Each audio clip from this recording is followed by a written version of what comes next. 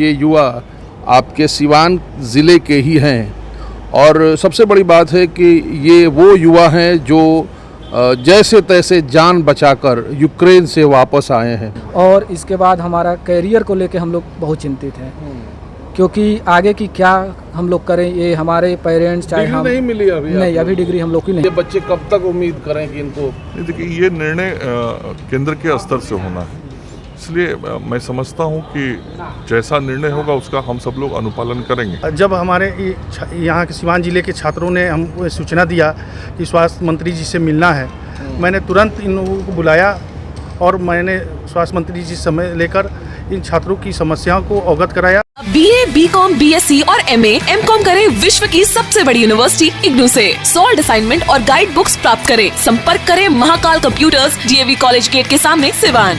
नमस्कार, आप देख रहे हैं समय सिवान। समय सिवान की टीम इस वक्त सिवान के होटल सफ़ायर इन में मौजूद है और आपके स्क्रीन पे जो युवा दिख रहे हैं, दरअसल ये युवा आपके सिवान ज़िले के ही हैं और सबसे बड़ी बात है कि ये वो युवा हैं जो जैसे तैसे जान बचाकर यूक्रेन से वापस आए हैं।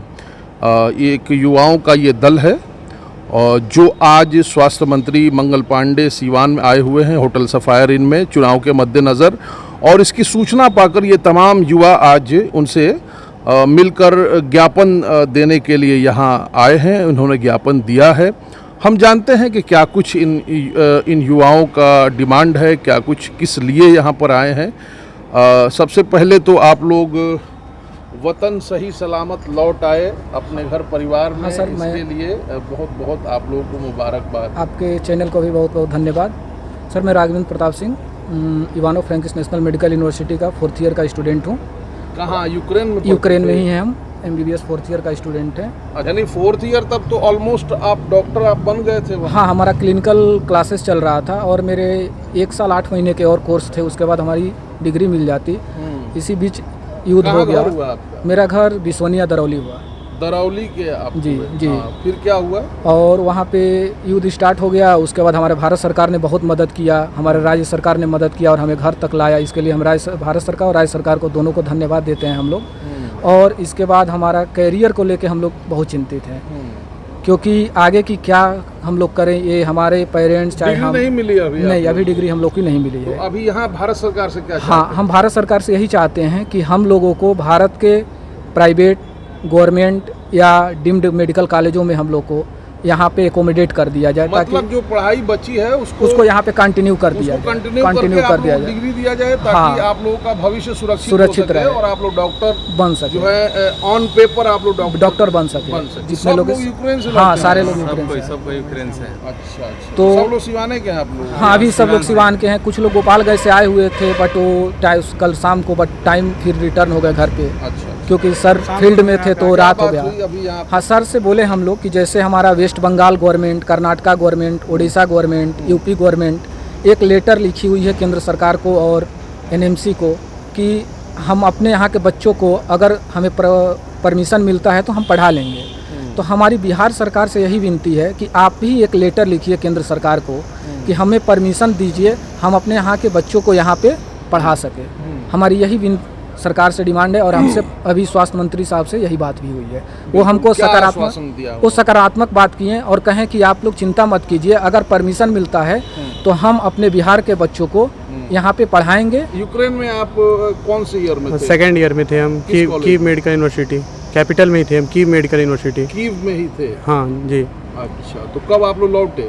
हम लोग सब 27-28 इसी में लौटे हैं, कुछ तो 3 तारीख को, कुछ 7 तारीख को, ऐसे भी लौटे हैं। अच्छा, तो अब आप लोगों की डिमांड है, ये बताइए। हाँ, हम लोग बस यही डिमांड है कि मतलब कुछ भी जो भी लेना है, यहाँ पे एकोमोडेट करना है या फिर एक्शन लेना है, कुछ भी करना है, तो बिहार सरकार अभी तक कुछ हम लोग का एक्शन हमको पता नहीं चला। कुछ काम भी कर रही है तो हम लोग को उसके बारे में कुछ जानकारी नहीं है। बाकी जो भी गवर्नमेंट कर रही है तो उनके बच्चों को वो अपने वहाँ के चीफ मिनिस्टर अपने बच्चों से मिल रहे हैं। हमारे चीफ मिनिस्टर हम लोग को मिलना चाहते हैं, उनसे भी बात करना चाहते हैं, वो क्या चाहते हैं इस बारे में, हम लोग को क्या करना है आगे, क्योंकि वहाँ पे तो कुछ बचा है नहीं। वहाँ पे तो सब बहुत सारे बम वम ऐसी स्थिति वहाँ की है, कुछ जाने का भी स्थिति वहाँ पे तो कुछ बन नहीं रहा है। तो कुछ अब जो भी करना है तो भारत सरकार को निर्णय लेना। तो इसलिए हमको यहाँ के कॉलेजों में एकोमोडेट किया जाए। हम फीस वही देने के लिए भी रेडी हैं कि गवर्नमेंट हमें अगर गवर्नमेंट कॉलेज भी देती है तो यूक्रेन में जो फीस दे रहे थे यहाँ हम लोग देंगे। हाँ सर, ये जो छात्र आए हुए हैं आपके तरफ से आश्वासन भी दिया गया, इनके तरफ से ज्ञापन दिया गया, क्या कुछ कहिएगा सर? सारे छात्र जो यूक्रेन में थे, देश के आदरणीय प्रधानमंत्री नरेंद्र मोदी जी के प्रयास से और माननीय मुख्यमंत्री नीतीश कुमार जी के सहयोग से सभी बच्चों को उन विषम परिस्थितियों से निकालते हुए अपने देश वापस लाया गया और अपने देश लाने के बाद अपने राज्य के अंदर जहाँ के रहने वाले थे उन जगहों तक सभी को पहुँचाया गया।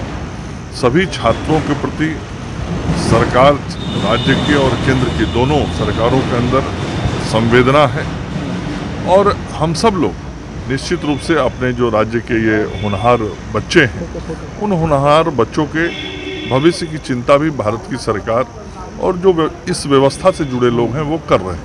अच्छा, ये सिवान के सर 39 बच्चे हैं, तो इन 39 बच्चों को कैसे अकोमोडेट किया जाएगा? इसीलिए मैंने कहा कि जो देश की सरकार है वह एक एक विषयों को देख रही है बहुत ही संवेदना के साथ और आप देखे होंगे कि इन बच्चों को किस तरीके से पूरे अंतर्राष्ट्रीय सहयोग को लेते हुए, वार्ता करते हुए भारत सरकार के मंत्रियों को वहां भेजकर सब बच्चों को सकुशल लाने का काम भारत की सरकार ने किया। तो हमारी सरकार, हमारे मुख्यमंत्री और प्रधानमंत्री जी इन बच्चों के प्रति चिंतित हैं, तभी ये सारे प्रयास हुए हैं। तो आगे भी सारी चिंता जो करनी है वो की जा रही है। सर एक अंतिम बात बता दीजिए, ये बच्चे कब तक उम्मीद करें कि इनको? देखिए, ये निर्णय केंद्र के स्तर से होना है, इसलिए मैं समझता हूँ कि जैसा निर्णय होगा उसका हम सब लोग अनुपालन करेंगे। मेरा नाम अभिषेक कुमार सिंह है। मैं इवानो फ्रैंकिस नेशनल मेडिकल यूनिवर्सिटी का 3rd ईयर का छात्र हूँ। सिवान में कहाँ के? मैं सिसोवन बघावना के हैं, सिसवन के। अच्छा। कब आए आप यूक्रेन से? हम आई थिंक 2-3 तारीख को यहाँ पहुँचे थे। 3 मार्च को।